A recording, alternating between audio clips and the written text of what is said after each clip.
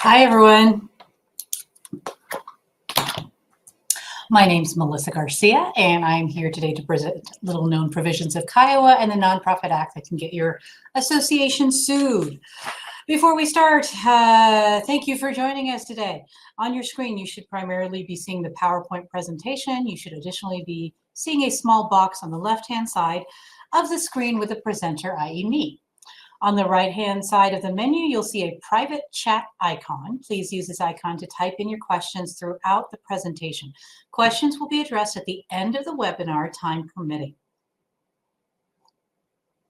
If you have audio or video issues during the presentation, please click the No Audio or Video button below the PowerPoint on your screen and follow the instructions.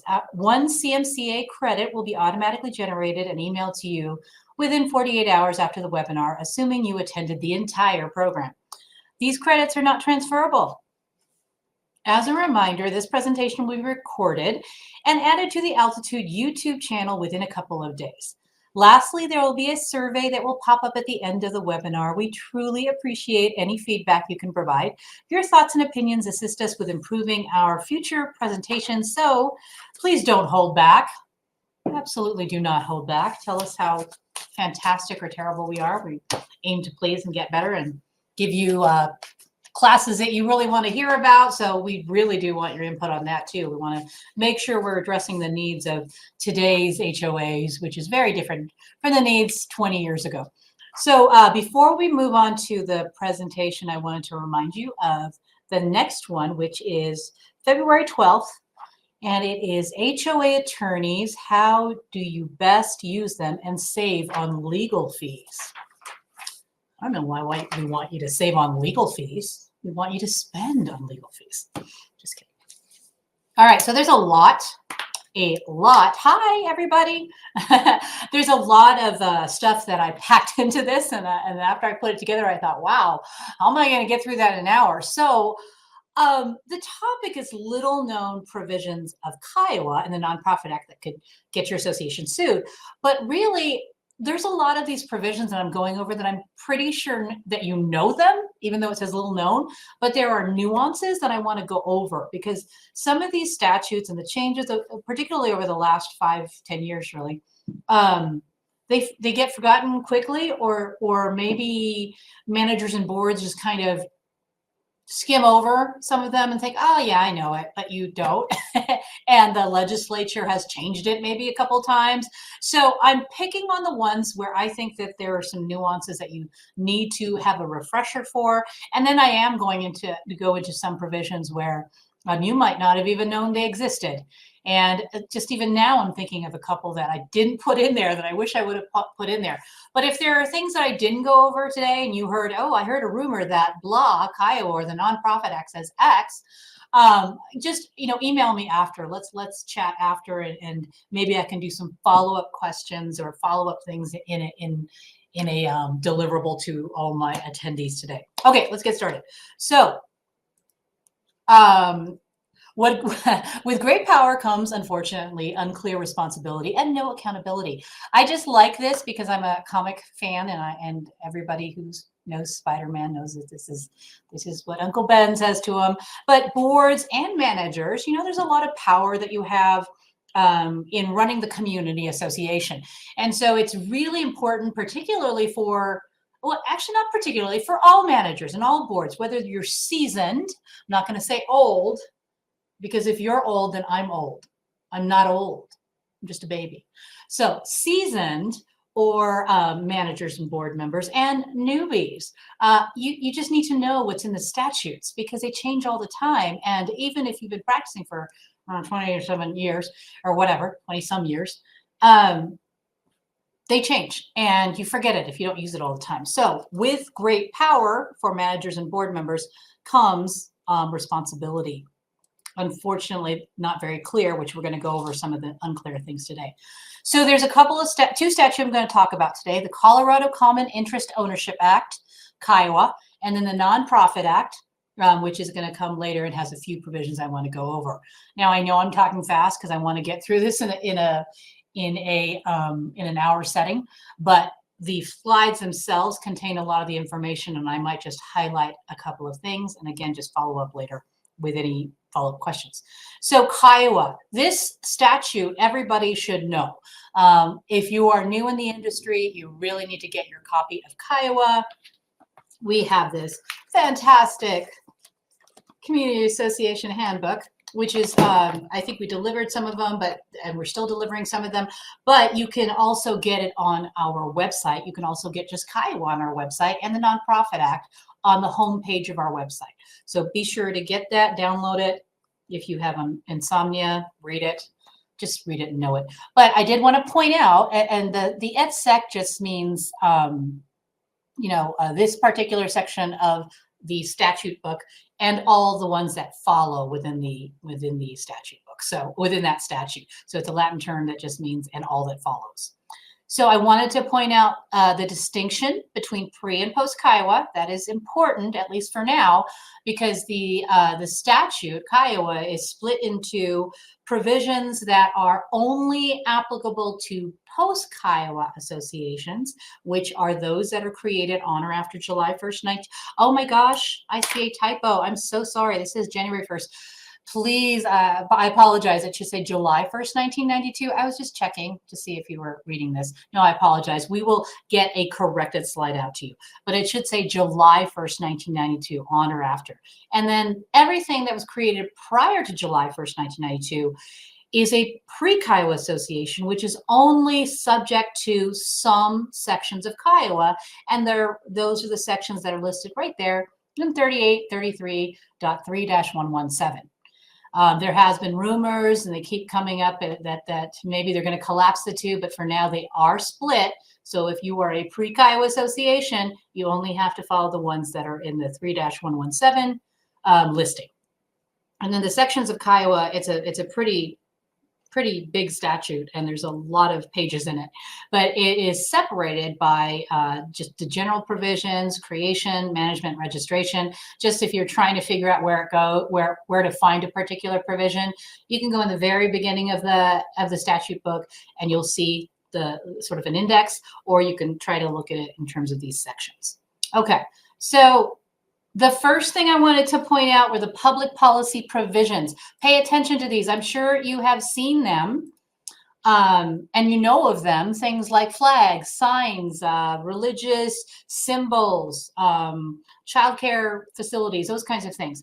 I didn't point out all of them today. I just pointed out some of them that I wanted to go over the nuances, but please take a look at the provisions, what I call the public policy provisions, because they reflect whatever the public policy is with the legislation, such as being a green state or affordable housing. All of those things that you've been seeing for the last several years.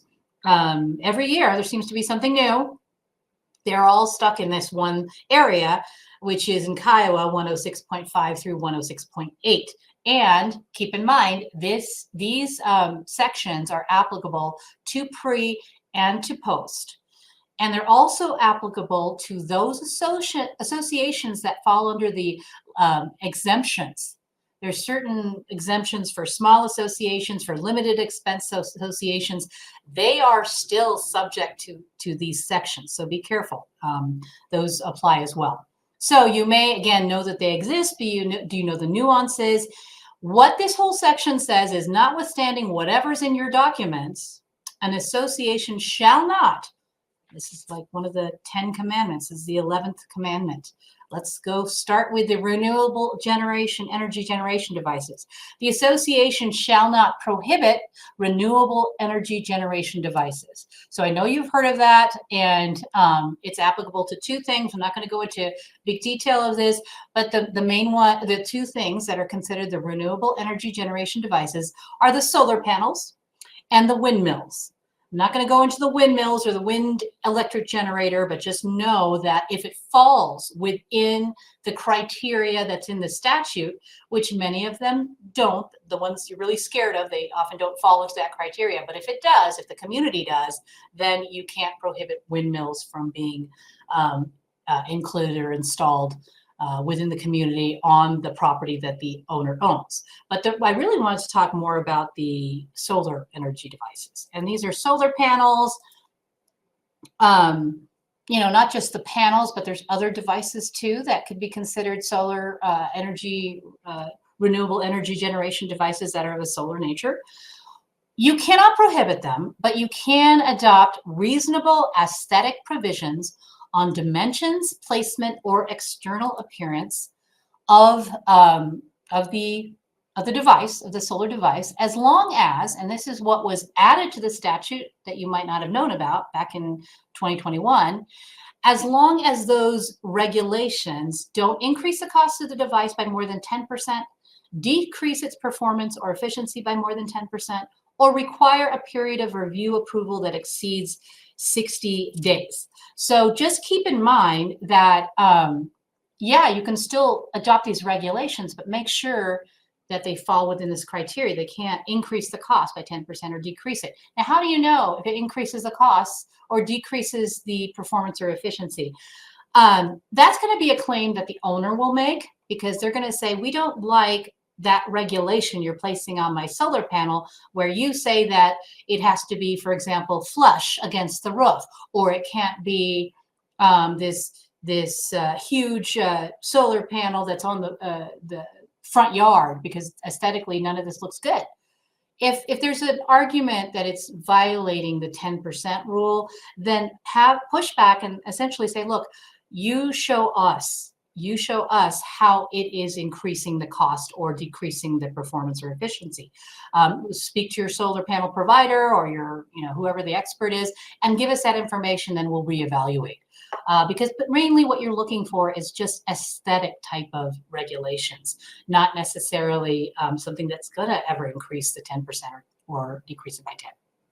Also says requires a period of review approval that exceeds 60 days. A lot of the documents themselves, typically the declaration, will already say that review and approval has to occur within 30 days, sometimes 45, sometimes 60, but it usually isn't more than 60. If it is, and they are requesting you review a solar panel application, it has to be within 60 days. The other thing that's not on here, and I apologize for not putting it on here, just remember that if you reject it, or if you conditionally approve it, you have to say why. It just can't be, it's rejected. You have to be pretty specific about why it's rejected. You can also adopt bona fide safety requirements. Whoops, let me go back. Let's see if I remember how to go back here. You can also adopt bona fide safety requirements, and I'm forgetting one more. I can't think of it. So for the solar panels, here's one thing. Here's the nuances I wanted to point out. So, that's what I'm remembering. So you can't prohibit solar panels from being installed on, let's see if it's in the last page here, property the owner owns. That's the nuance I want to bring up, because it's different with respect to townhomes and condos and detached single family homes. Detached single family homes, that's easy. They own the property, they own the home, they own the roof, they own everything. So you can't prohibit them from installing it on their property. You can just adopt the aesthetic regulations. But what about condos? What about townhomes? Just keep in mind that with condos, the owner owns the interior, typically the interior airspace, along with the certain portions of the perimeter floor, ceiling, and wall, but not the roof.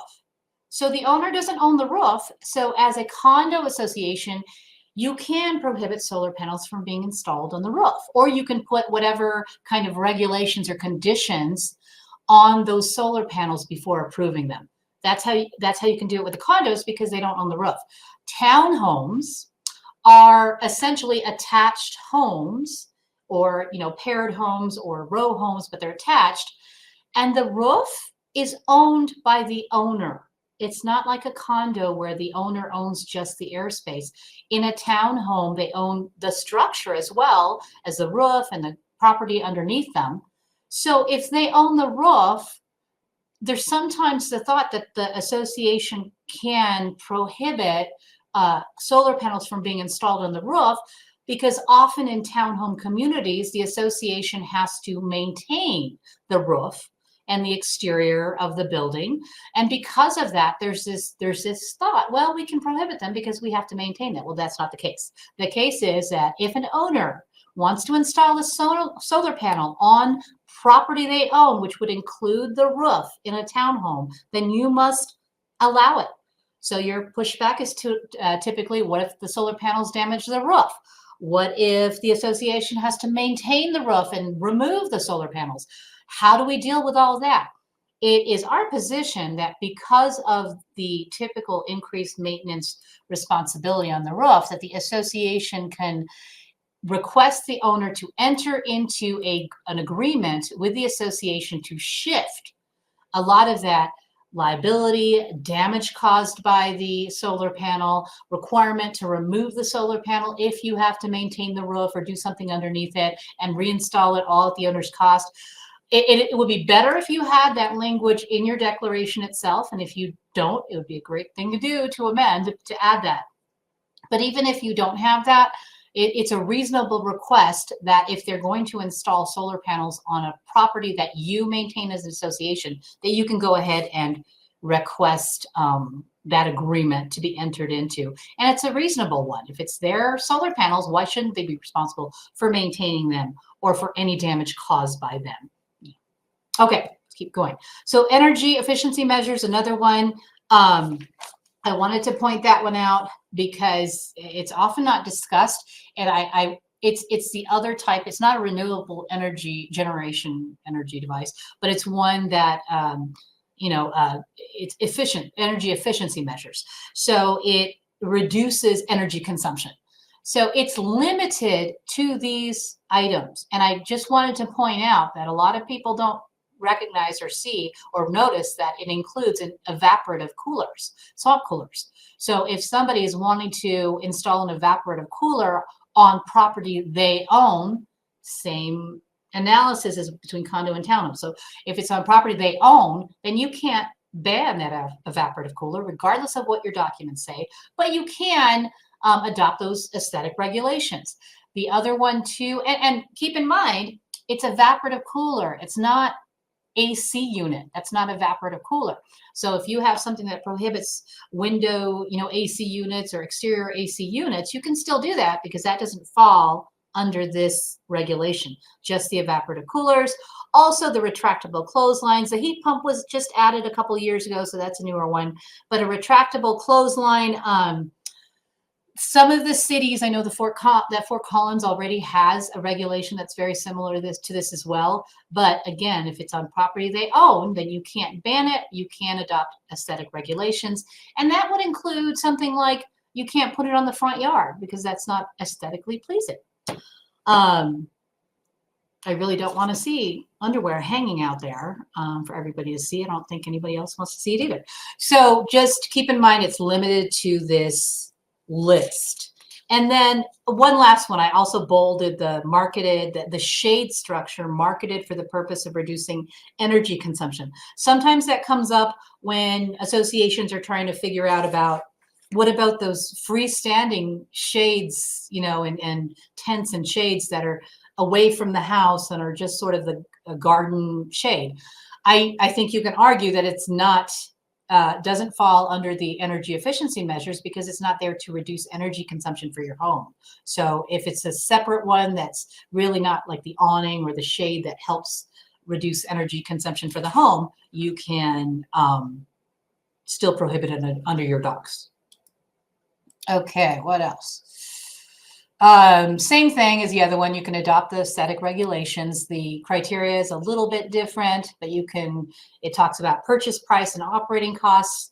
It doesn't include that 10%, but it's the same concept. It has to not significantly impact the use of it or the cost of it. And you can still, again, adopt bona fide safety requirements. And again, it only applies to property that the owner owns. So keep in mind, townhomes and condos are dealt with differently. Okay, let's look at flags and signs now. Now I know that everybody's knows about the flags and signs because that's been around for quite some time, but it has changed over time. And I think a lot of associations, boards, and managers don't realize that the change that came back in, I think it was 2021 or maybe 2022. And that is, prior to the change in Kiowa, you couldn't prohibit American flags and military flags, and they were very specific patriotic type of things when it comes to flags. That has all changed. And now the association shall not prohibit any non-commercial, because there is a commercial exception, non-commercial flags from being installed on a unit owner's property, in the window of the unit, or in a balcony joining the unit, based on content, based on what is stated on the flag. So no more regulations that say no only US flags can be installed on your property, because that has a message. It's the US flag. Nothing that says no political flags, because again, you are regulating based on content. You can, and I did want to point out too, because I think this gets sometimes mixed up with signs, but you can't prohibit from the owner's property or the window of the unit or the balcony adjoining the unit. Those are the two limited common element areas of condos where you can't prohibit the flag from being, draped over the balcony or in the window. With signs, it's different, and we'll get to that in a second. Commercial messages are excluded. So you can always, if it's in your documents, you can prohibit flags based on commercial messages, things like realtor signs or construction flags, or maybe for sale flags, those kinds of things. You can still do that. But you can, again, adopt reasonable content neutral regulations. So it's content neutral. We're not talking about anything on the flag itself, not the message on the flag. Regulating number, location, size of flags and flagpoles, but not prohibit the installation of a flag or flagpole. Okay, so signs is a little bit different. Same thing, where you can no longer prohibit or regulate the non-commercial signs based on content. But here it says on property within the boundaries of the unit or in the window of a unit. So it's within your property as an owner or within the window, versus with flags within your property as a unit or a lot, or window balcony. So just keep in mind, these are the only limited common element areas, about the unit and the window, in condos, where you can go ahead and, or you're forbidden from prohibiting signs based on content. And again, except commercial signs. You can adopt reasonable content neutral regulations based on number, placement, size of signs, or other objective factors. And of course, as long as it's objective and it's not based on message. So things like size of the sign, number of the sign, where on the lot it is placed, maybe the fact that it's a professionally prepared sign, or no neon signs. I mean, those don't discuss the content or the message. They characterize the type of sign, like the content neutral regulation on the sign. What was I going to think about the signs? So, you can always prohibit them on common elements and limited common elements that don't fall within those criteria I just talked about: window and balcony for flags and window for signs. But you can, and I mean, the questions I usually get, and this came up, I think, because they put this regulation in there because I think a lot of boards were in this terrible position of trying to figure out, well, what is objectionable? Because if somebody says, well, before it used to say you can regulate the signs. And if somebody came up and said, well, I think Black Lives Matter is an objectionable sign to me. So they're put in that position of trying to figure out what message is a nuisance or objectionable or offensive. And that was a terrible position for boards to be in. So I think in some ways this is great. I have not seen a big move towards a bunch of people putting up swastika signs or I hate management company signs. I mean, I don't know. But keep in mind that some cities and towns, they might have ordinances that will regulate hate speech or have other kind of criminal or other sign regulations that if they violate those signs regulations, then turn them over to the city to enforce their own regulations. But the boards no longer have the authority to do it and shouldn't be doing it. Okay. EV charging stations, this is a big one, and we're getting more and more questions. There's so much on, there's so much on this slide. So I just wanted to, and again, a lot of that, there's an article on our website that is essentially FAQs about EV charging stations that goes into it in a lot of detail, and there's questions, specific questions and answers you can go through. But if someone wants to install an EV charging station that, whether it's, this is where it's changed. If they want to install it in their unit or their limited common element parking space, carport, or garage owned by the owner or assigned to the owner, or here's the new thing, a space that is accessible to both the owner and other unit owners, you can't prohibit it from being installed. And other unit owners, what does that mean? That means to me a general common element, because if it's a parking space that is accessible to you and any other unit owner, well, then that's a general common element parking space. So just keep in mind that's what has changed. But what hasn't changed is the fact that you can require the owner who is going to be installing the EV charging station to enter into these written agreements, if it's on a common or limited common element, that condition installation on a number of things. For example, you can require the owner to register the EV system within 30 days. You can require reimbursement for either actual cost of electricity or a reasonable flat fee for access. To get that kind of fee and what that reasonable fee is, talk to the electricity provider and ask them to give you some kind of standard reasonable fee, which you can always change if that fee goes up. You can adopt reasonable aesthetic provisions on the dimensions, placements, or external appearance of the EV charging station.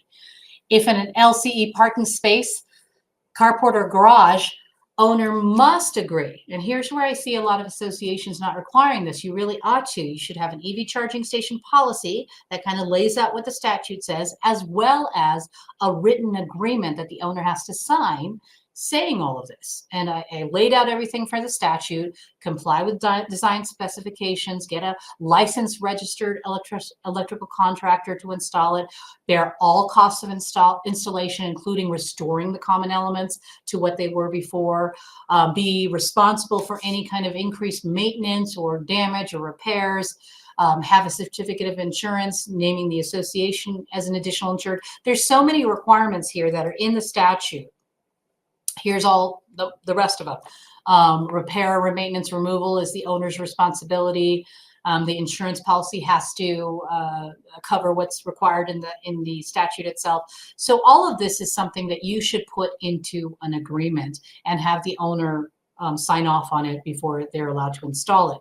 It is also very important that you know, before I go to that, let me just say this last thing here. Removing EV system during repair, that is something part of the statute. That wasn't what I was going to say. Here we go, this thing. The system itself is the property of the owner who installed it. So when they move, they can take it with them if they want to. They can sell it to the next unit owner who buys the property and they can own it. Or you sell it to the association, maybe if it's on the general common elements and the association wants it, but the association itself doesn't have the right to remove it. Now, they can pay for it, remove it if they want to. If they don't remove it and the owner doesn't sell it to the next unit owner, that doesn't matter because the statute says, did I put it in here? No, I didn't. Okay, the statute itself says that the successor owner is then responsible for maintenance of this device. So that's between the successor owner and the purchaser and the seller owner. If the purchaser doesn't want anything to do with that EV charging station, they're still going to be responsible for maintaining and repairing it if they don't enter into whatever agreement with the seller to remove that sucker. So only applies to residential units and doesn't apply to timeshares. There was something else I wanted. Oh yeah. So it's really important now to talk to your insurance carrier now, as particularly if you have a parking garage or you have, the row house of garages where these EV charging stations might be installed, because you don't really know what's the capacity. You want to know today, because I don't know if you've been seeing in the news or if you read some of these stories, a fire from an electrical vehicle charging station is very different from other fires. I mean, it's a huge fire and it could destroy the entire building, and it's a huge risk if you're anywhere near that capacity or didn't install something appropriate or are plugging the wrong thing into the wrong whatever. So you should be talking to your carriers and whoever else your EV charging experts about this now, so you can have in writing something stating, okay, this particular garage has the capacity of X and only X number of EV charging stations can be installed, or it's a safety hazard, or if it's some kind of danger issue. And get that in writing, because if you reach that cap and owners want to still install it and say, well, the statute says we can install it, well, you can then push back and say, this is a hazard. This is a danger. And if we want to make the garage have the capacity for EV charging stations, then you want to then say, okay, homeowners, if you want to go ahead and install it and have the entire garage be have the capacity for these stations, then here's what's going to cost. Here's the modifications we're going to make. Here's whatever. So just I would suggest you do that now, because this is becoming more and more of a normal thing for people to want the EV charging stations, and you want to get ahead of the game. Okay?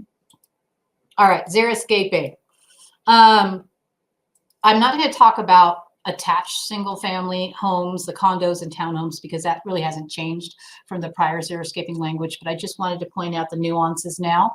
And this is probably not a little known one, you probably know about it, but detached single family homes, regular single family home communities, you can't prohibit xeriscape, you can't prohibit artificial turf from being installed in the backyard. And this is on property that the owner is responsible for. So again, we're looking at what does the owner own? And it really only applies to single family detached homes. The xeriscape is going to typically be on property that the owner owns in the single family home detached homes. You can adopt the aesthetic regulations. Just keep in mind, here's the nuance, that those aesthetic regulations apply to drought tolerant vegetative or non-vegetative landscapes or vegetable gardens. That's what the aesthetic regulations apply to, because we're going to talk about vegetable gardens in a second. And also you can regulate the type, number, and placement of drought-tolerant plantings and hardscapes. So on the one hand, your aesthetic regulations and guidelines can talk about the vegetable gardens and the drought-tolerant vegetative or non-vegetative, but the drought-tolerant plantings and hardscapes, you can only regulate the type, number, and placement. So that's a different criteria for different things. So here are all the things that you can, again, adopt guidelines that regulate xeriscaping and vegetable gardens, but subject to the criteria I just talked about, as long as they don't violate these provisions here. And here's the new one, and I'm sure this isn't a nuance. I'm sure you've heard about this one, the vegetable gardens. You can't prohibit vegetable gardens in the front, back, or side yard. You also have to select at least 3 pre-planned water-wise garden designs for the front yard. So I'm sure you've heard of that too. You can get those, you can download them from various places. We have an article on our website that I think provides some links for where you can download those, but you have to have those pre-planned water-wise garden designs so that if homeowners just want to choose one of those, then they can, and that gets them around having to go through the entire process of approval.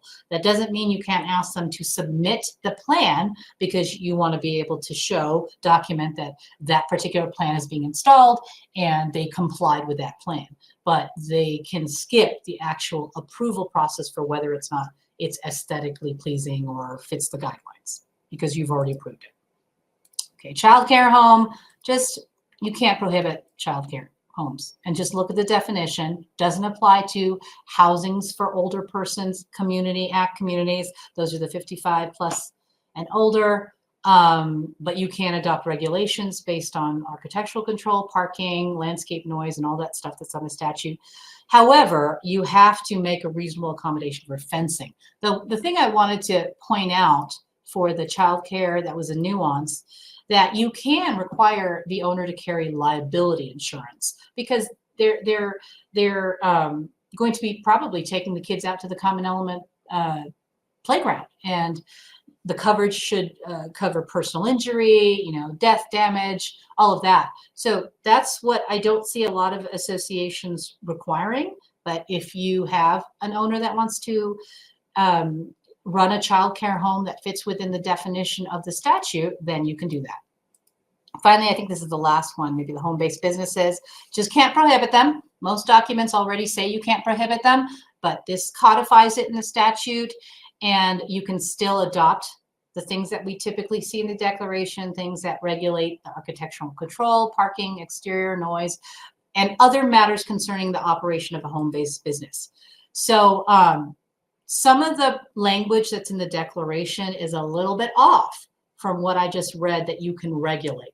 So I would caution you if you have something that says only the owner of the unit can be an employee or of the business, or no customers can come to the home-based business. That doesn't fall strictly within any of these regulations. So I would caution you, if you're in the process of rewriting your documents, you should just essentially say home-based businesses are allowed, subject to the rules and regulations adopted by the board that cover this criteria. But for those that are not rewriting, that have provisions about home-based businesses, make sure, talk to your attorney about whether or not that they still comply with the criteria that you can regulate on. Also, they have to comply with noise or nuisance ordinances of the municipality. I think this is the last one, sorry, of the public policy ones. Public streets and public right-of-ways, you can no longer enforce any kind of use of the public streets or regulate what can be done on the public streets. That solved a question that we have had for years in Colorado about whether or not an association can enforce private restrictions on public streets. You cannot. And it also says public right-of-ways. So if there are areas like the tree lawns that are designated as public right-of-ways, you can no longer enforce on those as well, or regulate what's installed or regulate the use of it. ADUs, there's so much I know we're going to be doing a blog on this soon, but and we've put together all the city ADU ordinances, which we're going to be posting on our website as well, so you can easily click on them. But just know that if you are within a subject jurisdiction, what's defined as a subject jurisdiction or an ADU supportive jurisdiction, which is pretty much most of Denver Metro, and it's really just the outlier cities that might not fall within these two criteria. If you don't know, ask your attorney. But if you fall within it, then you can't prohibit ADUs. The key here is it has to fall within the definition of what's considered an accessory dwelling unit. It has to be one of those livable residences with the toilets and the kitchen and all that. And you can adopt reasonable restrictions that as long as they still are consistent with the criteria in the statute itself. It's a pretty lengthy, kind of confusing statute, but if you have questions about ADUs and how you can regulate, please contact our office. Okay, we're moving on to other stuff in Kiowa still. Statute of limitations. If you don't know about this one, definitely take a look at this one because this applies to construction violations. There's a 1-year statute of limitations, which essentially means if there's a construction violation such as somebody installs a fence without getting approval, somebody paints their house without getting approval for the color, whatever the violation is, you have 1 year from when you knew or should have known of the violation to take action. And what that means is file a lawsuit. Letters don't cut it. That doesn't stop the 1 year statute of limitations. There's some nuances there, but if you try to go after a violation that you knew or should have known has been up for more than 1 year, you're going to have a problem if that owner knows the defense. That's a defense that they can raise. It's been more than a year. Another little known provision that we've been seeing a lot of problems really up north, I think, where certain lots were not shown. The map or the plat of the property was not recorded, or the declaration was not recorded, one or the other. And you're supposed to record both the declaration and the map in order to create the community in the first place. Or sometimes there's an issue of nobody putting in all the right property or annexing the right property. So just realize that to create the association to fall under Kiowa, you need both the declaration and the map or the plat. LCE swapping, sometimes that comes up. Limited common elements. Owners just want to just swap them. I don't like my garage. I want to give it to him. He'll give me his garage, whatever. You cannot do that for post-Kiowa communities. And I did label the ones post-Kiowa where they apply to post-Kiowa. If I didn't say post-Kiowa, it means it applies to all. So for LCE swapping, an amendment is required for post-Kiowa communities. So you just can't swap them and not do anything. You actually have to amend. Here's a big one that a lot of people don't know about. And this has to do with your disclosures of information. So most associations and boards and managers know all about the requirement under Kiowa that you have to have certain records open for inspection and copying by homeowners, and you have to retain certain records for maybe a certain amount of time. You also have a list of records that you are required to withhold, and as well as a list of records that you have discretion on whether to withhold or disclose. But a lot of associations don't know about the 209.4 public disclosures, which requires on an annual basis for you to disclose a laundry list of items every year within 90 days of the end of the fiscal year to all the homeowners in the community. And so that is a requirement. Every year you're supposed to do this. Now, there's two requirements. If you're in the middle of transitioning to, or if you've just transitioned from developer control, then within 90 days after assuming control, you have to disclose this stuff here on this first page. And then within 90 days after, and every fiscal year after, within 90 days, you have to disclose all this laundry list of items that are pretty much on the next couple slides. If you didn't know that, you need to start doing that because it is a requirement per statute. And not that there's a Kiowa cop out there that's slapping fines on everybody, but here's where it becomes an issue. When you don't know these requirements and an owner is upset with you and gets a savvy attorney to come in and say why the special assessment was wrong, and by the way, the board isn't following all these other things, here's one of them, that's why the board is not credible, that's where you're going to get in trouble. So you need to know these little nuances. Now, this information has to be done annually within 90 days of the end of the fiscal year at no cost to owners. So it's not like when you send it out, you can charge them for it. But you have a couple of different ways of disclosing this information. You can put it on your website. You can send an email saying our annual disclosures are on the website. It's good enough. You can have a binder or a literature table at the principal place of business, which if you are managed, then it would be at the management companies typically. Or you can mail or personally deliver the list, which I don't know why you want to do that. But anyway, that's what you're required to do. Okay, next one, declaration bylaws must contain. And I'm just going to, I just mentioned this because I think a lot of post-Kiowa communities don't realize that this information is to be in the declaration and the bylaws if you're a post-Kiowa. So again, if you're rewriting, you want to make sure this information in there. And if not, just realize that it could be used against you if your documents aren't consistent with the law. But all these things, laundry list of items.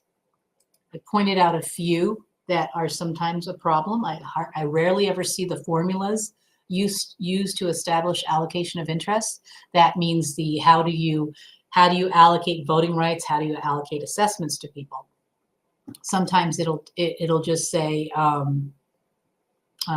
equally or something. It just won't say that the formula, which is essentially if it's equally and there's 100 units, then it should be a fraction, 1 over 100. But that's often not stated in many documents.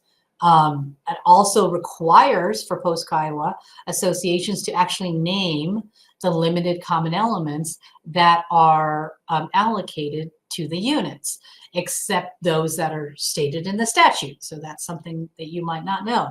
The bylaws have to contain a bunch of things. Again, I didn't put what they were. I just put a couple of the references so you can look yourself in Kiowa and see there is a laundry list of things that need to be included and identified in your bylaws and declaration. Owner education, I think most people know this, but maybe not.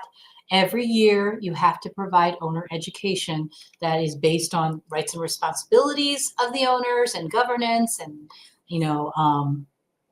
executive board rights and responsibilities at no cost. So it's really easy to comply with. A lot of associations think this is going to cost them money. Not necessarily. What you can do is you can circulate an article every year with whatever else you circulate by mail, maybe your annual meeting notice, and say, this article that fits within this owner educational criteria is being submitted to satisfy this requirement, and then name the statute. That's an easy way of documenting it as well as complying with it without any cost. Some costs might be, for example, if you have the association's legal counsel come to the annual meeting and discuss whatever educational requirement you want them to present on. That might cost some money, but it's might be the way that you want to do it. Maybe you want to cycle different things during different years, but just understand that this is a requirement. And then finally, well, not finally, but another thing in Kiowa, I think most associations know that in order to amend the declaration, should say amendment of declaration, I apologize, amend the declaration, there's a range of owner approval allowed. It's either a majority all the way up to 67%. So I think most boards and managers know that. However, what a lot of them don't know is that for post-Kiowa communities, the amendment requirement must be at least 67% or higher if stated in the declaration for certain things. Changing declarant rights, increasing the number of units, changing the boundaries, and this is the big one, changing the uses to which any unit is restricted.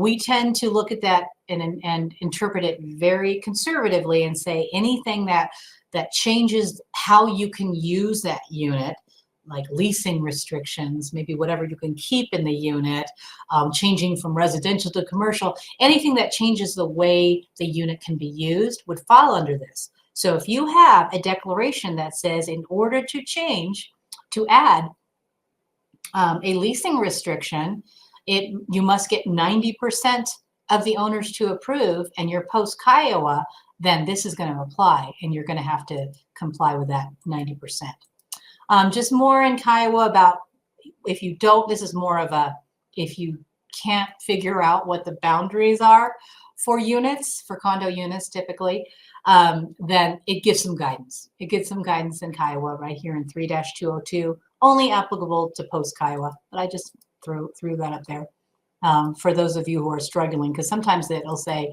the boundaries are floor, ceiling, and walls. But where does the wall start? The drywall or the studs? Where does the floor start? The tile or the subflooring, and all of that. Look at that section of Kiowa. It'll give you some guidelines. This is a big one for associations that are trying to get a loan. Just keep in mind, I see this quite a bit. If you're trying to get a loan and you're a post-Kiowa community, Oftentimes, the declaration allows the board to go ahead and enter into that loan without homeowner approval. Sometimes not, so make sure you check with your counsel. But the issue is all banks will want as collateral for that loan assignment of income. And Kiowa says that for post-Kiowa communities, you need to actually have the language in the declaration that says that you have the right to assign future income for collateral for the loan. If you don't have that language, the last thing you want to happen is you're going down your merry way, getting this loan, then all of a sudden you find this issue. You're going to have to amend the declaration to allow the association to assign its income as collateral for the loan. Again, it's only post-Kiowa community. A new requirement for common element closure. This occurred back due to COVID, when everybody was upset because they were closing all the rec facilities and they were, I paid my dues, you need to keep that open for me. Well, the legislature added a statute that essentially says, or a provision that essentially says, if you're going to close the rec facilities for more than 72 hours, here are all the things you have to do. And you have to post notice at the door. You have to send notice with the ETA of when you're going to reopen. You have to state why you're closing it. It has to fall within the criteria. So all of these, again, if you get on our website, you can look up these provisions and know what the requirements are. Something I have been seeing more often than not these days has to do with board members failing to share info that they obtained on their own regarding responsibilities and operation of the association. What I mean by that is sometimes, well, for example, what if they obtained a legal opinion from the attorney about who is obligated to maintain blah, blah, whatever it is, and the attorney gave it to them as a board member thinking, they're representative of the association, and that board member fails to allow other board members access to that. Well, that is a violation of the statute. So any professional info, look for the details in that actual statute or provision. It has to be accessible by the other board members. This last one really has to do with amendment when you're trying to change qualifications, powers, and duties of directors and quorum as well. I think it might be in the next one or in the Nonprofit Act. Boards can't do that. So it doesn't matter if it says in your documents or your bylaws or declaration that the board can determine the qualifications or the terms of board members or change the powers and duties. It doesn't matter if the documents say that the board can amend to do this. They can't per this statute. Removal of board, I put in a picture there. I was missing the pictures. The removal of the board, just realize that for post-Kiowa community associations, sometimes I see the requirement for removal being 51%. That is not valid. It is 67% of the owners as long as a quorum is present. So that applies regardless for post-Kiowa. We're getting to the end of Kiowa here.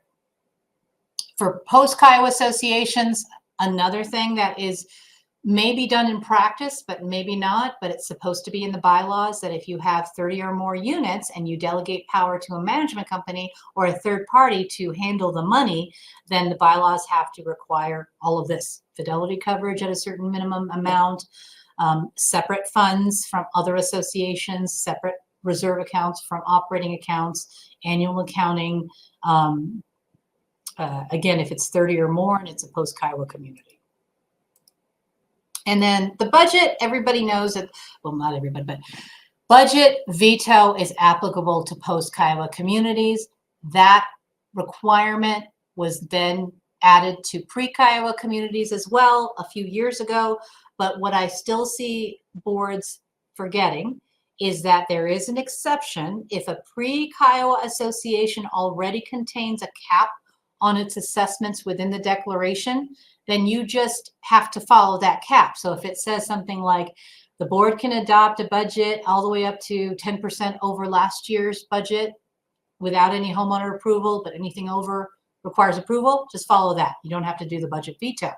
But you still have to hold the meeting to consider the budget. That's what I see a lot of people forgetting, is that meeting still has to occur, even if the board is adopting a budget within the cap.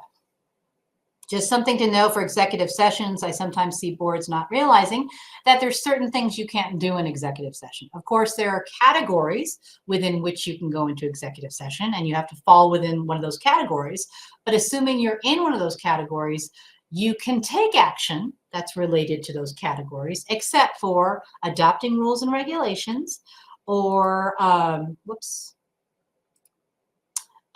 it just says adopting rules or regulations, but the Nonprofit Act also says, or amending the bylaws or the articles of incorporation. So you can't, I think that's in the next slide. Counting ballots, I think everybody knows you need a neutral third party to count the ballots.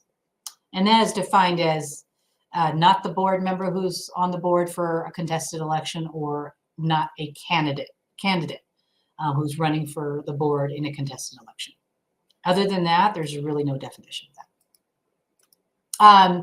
Something we just discovered. Wow, I've still got several pages, 8 pages here, but the association is required for post-Kiowa communities to ensure to obtain policies with minimum insurance requirements over the property in the community, and that applies to minimum insurance requirements for the common elements as well as for the unit. And so that is something that most people know, but something that we were just talking about a couple of days ago, some of our attorneys, is that Kiowa, for post-Kiowa associations, also says that any portion of the community for which insurance is required under this section, which establishes the minimum insurance responsibilities under that section, must be repaired or replaced promptly by the association. So just keep in mind that it's saying the association has to make those repairs, not the owner. So that's something we didn't really go into when we talk about insurance obligations. Surplus funds, no one seems to know about this one, but for surplus funds, if it is an actual surplus in the budget at the end of the year and it's a post-Kiowa community, and that is defined as you still have funds left over after payment of all the common expenses and provisions for reserves, it has to be either paid back to the unit owners or credited to them to offset future assessments, unless the declaration provides otherwise. So if your declaration says nothing and it's a post-Kiowa community and you actually have a surplus, then you either need to offset future assessments or credit it or refund it back to the owners. So if you want more if you want more control over the surplus funds, then you should amend your declaration to say that the board has the right to use those funds in the best interest of the association. That way the board can have the discretion. Okay, Nonprofit Act applies to all associations. Go through this really quickly here. The homeowner action by written ballot, I just wanted to point out one thing. These are the ballots when you are, as an association, amending or taking some kind of action outside of a meeting. So let's say you're sending documents, amended documents out by mail or written ballot to get approved. There's a certain criteria you have to follow in the Nonprofit Act. It's all laid out in this section, again, on our website. I just wanted to point out this nuance. The solicitation letter, or the cover letter actually has to state what the quorum requirement is for that vote, and not just the percentage of quorum. You have to state the number that meets the quorum. So just keep that in mind. If the approval requirement is a majority of a quorum of homeowners, and then you say the quorum is 10%, that doesn't satisfy this because you have to state what the number is that meets the 10%. And also deadline, date, and time. So put the 5 p.m., 6 p.m., 7 p.m., not just the date. And then the percentage to approve. So if it's not the quorum here, but we're discussing what the actual percentage of approval is. Those are little nuances that are sometimes missed. Proxies, this I just wanted to point out. Everybody typically knows about the general proxies, anybody can use them. You can give them to anybody. It doesn't have to be another owner or another or a resident. It can be anyone. But for board meetings, if the board wants to use a proxy, then the right to use a proxy by a board member at a board meeting must be stated in the bylaws. It's not an automatic right, and it can only be given to another director. And it can only, not to anyone, but another director, and it must specify the vote itself. either yes or no. It can't just be, hey, director, vote however you want on my behalf. It has to be directed. So that's a nuance. Terms of boards, sometimes this comes up. If there are no terms in the bylaws, then the Nonprofit Act says the term of the director is 1 year. The other thing under 105 that comes up quite a bit is if a board member, their term expires at an annual meeting, and let's say they don't meet quorum, well, what happens to that term? That board member continues to serve until the next election. Of course, the board member can resign if they don't want to continue to serve. If they do resign, then typically the remainder of the board members can appoint someone else in to fill that vacancy. But if they don't resign, they continue to serve until the next election or appointment. Okay. Board action with meeting. We're almost done here. Just board action with meeting without a meeting. That just means by email. And a lot of boards are acting by email now. I just wanted to make sure that everybody knows that you need to follow your bylaws first. You can't just default to the statute, which prescribes the procedure, which is laid out here of how you conduct email votes as board members. A lot of bylaws say that boards, if they're going to act without a meeting, have to approve it unanimously.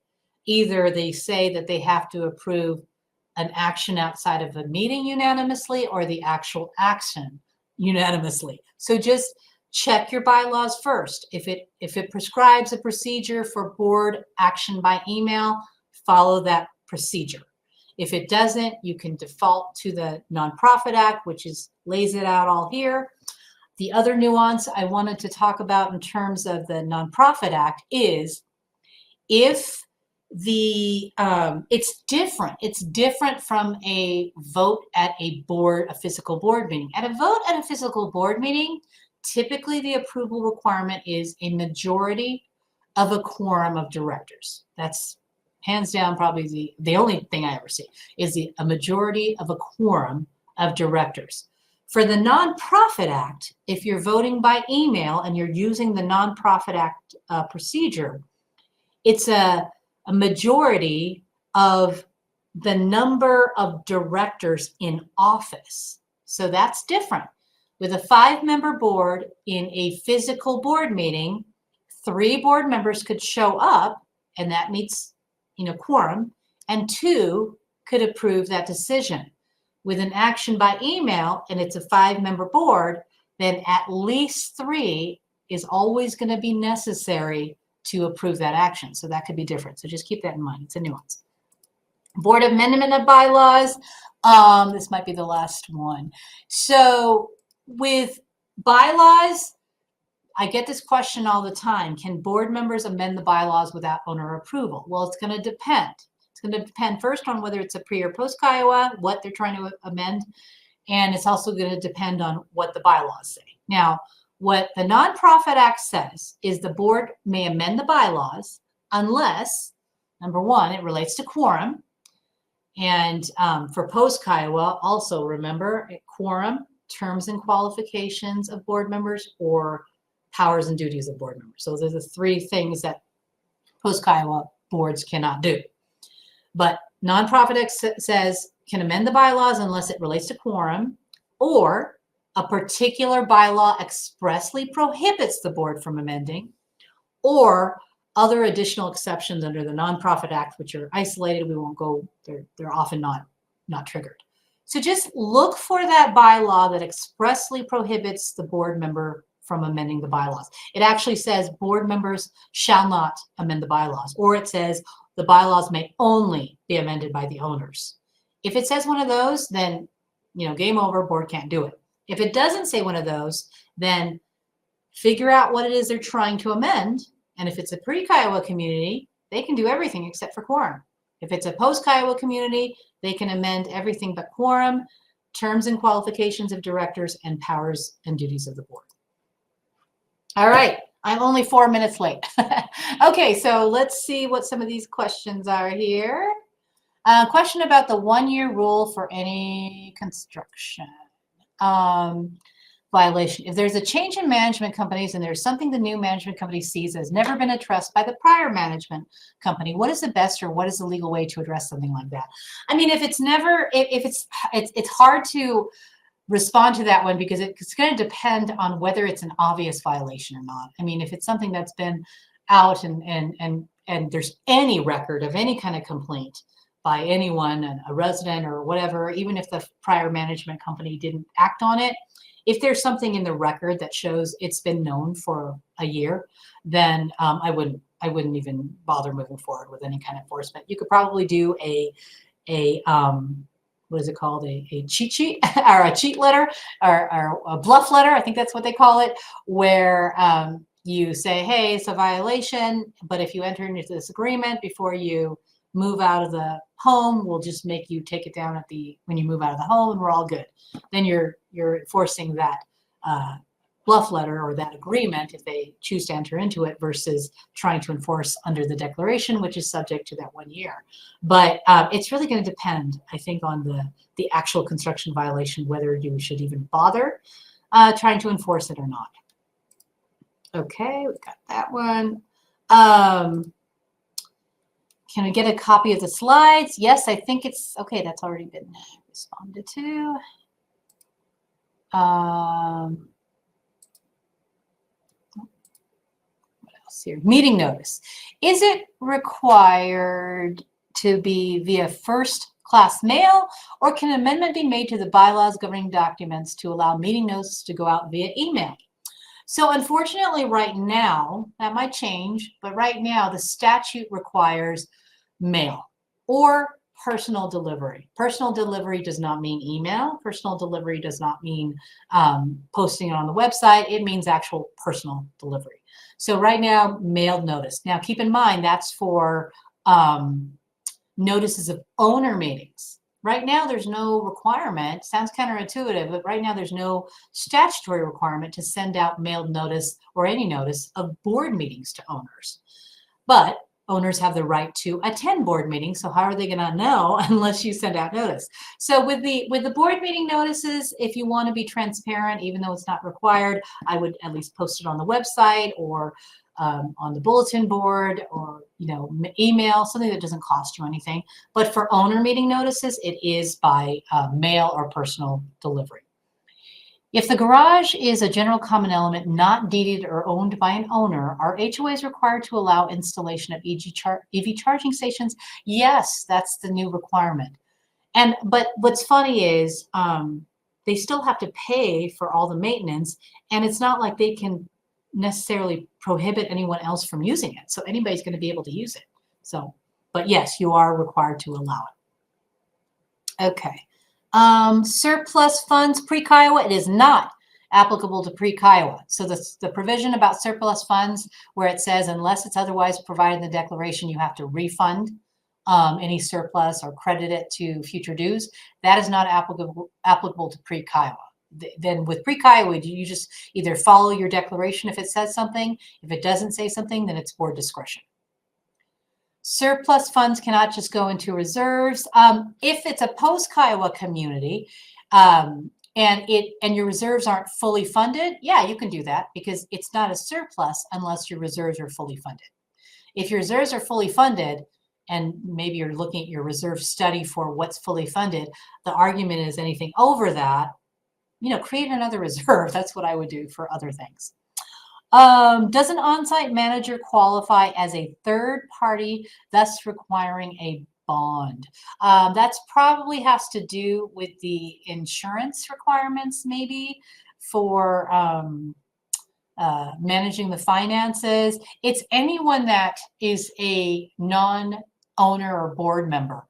I think it's non-officer, non-board member that is going to be handling the funds. They either have to get the insurance or the fidelity bond. Okay, never mind. That's just a junk folder. Okay, thank you so much. You're welcome. Thank you. You're welcome. Have a homeowner who did not submit a request for xeriscape. He received a violation for no submittal, waiting on him to submit, but the board is going to reject what he has done in his yard and make him tear it out. They do not have a zero escape policy in the association, not sure what they can actually do.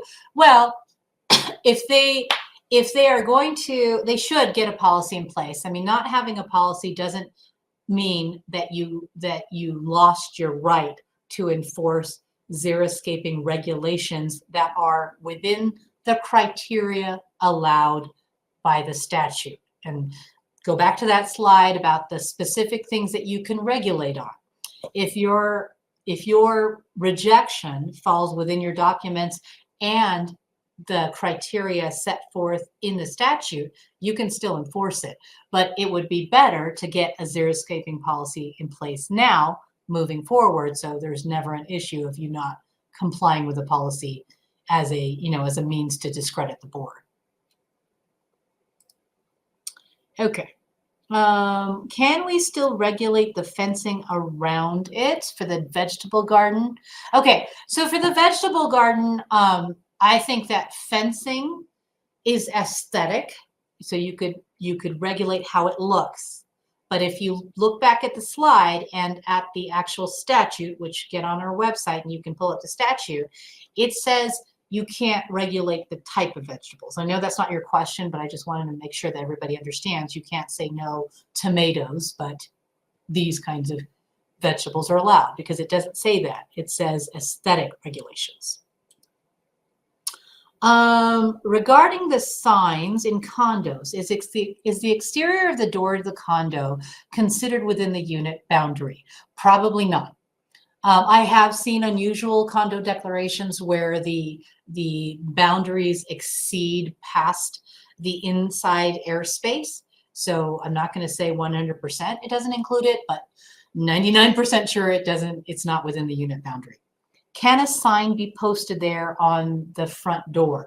Well, it depends on what your documents say. So if your condo, again, that piece is not within the statute. It's not inside the unit. It's not in the window. It's not in the it's not in the window for the sign.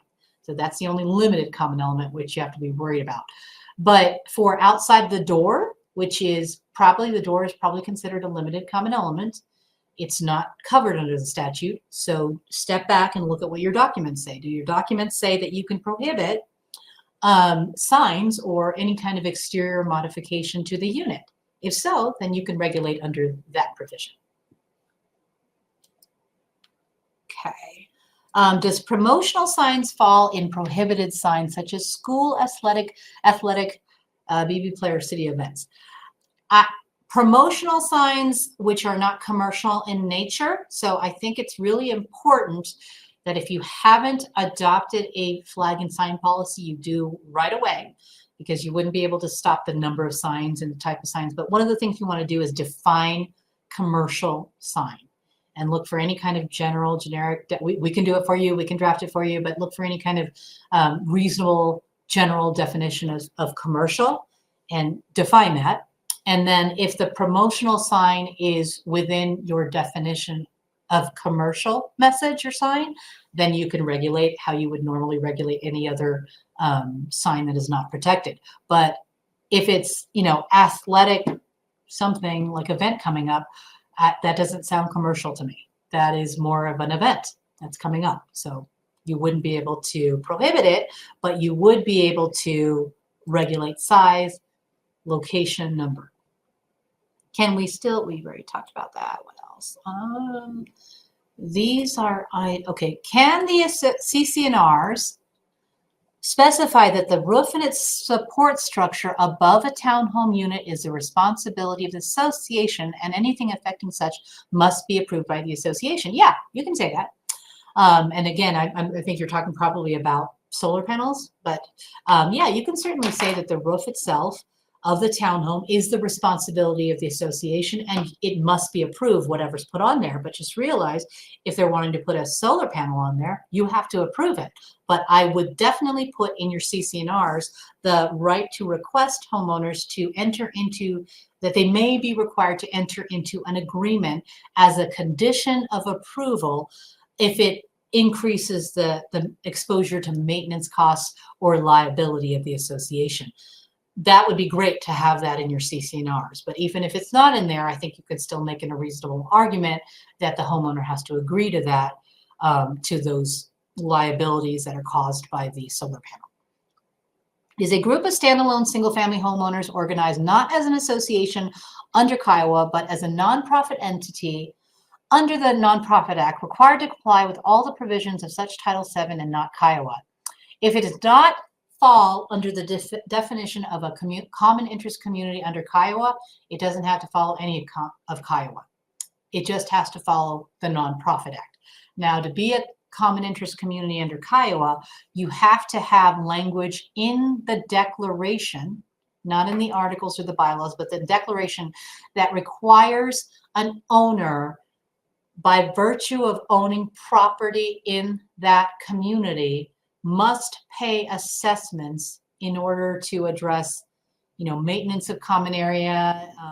I think it says insurance. I don't remember exactly what it says, but they have to pay assessments because they own a lot within the community, and that has to be stated in the declaration. If you have that, then it is a CIC community, common interest community, that is subject to Kiowa. It might be a pre-Kiowa, it might be a post-Kiowa, it might be an exempt Kiowa community that's only subject to some provisions of Kiowa. But if it meets that definition, then it is a Kiowa community. If it doesn't, and I know some voluntary organizations that do not require the group of homeowners to pay assessments, where it's actually voluntary, then they just have to follow the Nonprofit Act. Consistent with Kiowa, can an association as a CIC prevent a townhome owner claiming the right to dry law from hanging laundry on any clothesline strung across the open entry to their garage in direct sight of other residents? I think you can absolutely do that because that regulates the aesthetics. So it could be a retractable clothesline. You can regulate aesthetics, and it's just, you can't ban it outright. Okay, we're almost done here. These are items that can be restricted. I'm sorry, Eden, I don't know which one that is for, so I can't answer your question. Not always true for townhomes. Oh, yeah, somebody said not always true for townhomes in terms of the roof being owned. I think that's what the comment was probably applied to. Agreed. In my 25 years, I have one association where the roof was not owned by the owners. The roof, which spanned the entire several rows of townhomes, was owned by the association, but only once. Every other time, it was owned by the owner. But in all instances, it was maintained by the association. What if it costs the association time and or money? Can owner be billed for that? Example, legal expenses. And I don't know which section you're talking about, but Diane, if you want to email me or contact me offline, we can chat about that one. Does this include EV charging stations? Again, I'm not sure what slide we're talking about, Mandy. So please contact me offline. And then hi, I got a hi. Hi, everybody. Okay, I think I got everything. Let's keep going here. Community create. Oh, no, we got a couple more. And thank you for those who are signing off now. And thank you for attending most of it. I just want to get through all these questions. Community created in 1990, so pre-Kiowa, but I understand a community can opt into post-Kiowa. Yes, it can. If I can find this in 10 seconds or less, I'll tell you where it is. In Kiowa, procedure, here we go. 38-33.3-118. 38-33.3-118 is the procedure to opt into Kiowa if you want to be a post-Kiowa community.